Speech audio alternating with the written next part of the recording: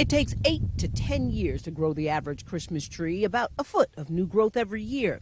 But for tree farmers, this year has not been a good one. We've had some smaller trees here that, especially the white pine, again, just dried up and gone.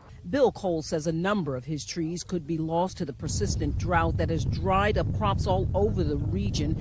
Christmas tree farmers all over New Jersey reporting the same. Here in Monmouth County, though, the dry weather started earlier than most, and conditions have hit severe status, according to the U.S. Drought Monitor. We will need a good spring rain, quite a couple days and every other day or something would be really good. We got to see how these trees recover, if some can recover, When we go back and trim, we may cut a lot of this out, and then it pushes out this new growth next year. It might be okay. Next year. But you lost 2 years on it. That's the downside. Right.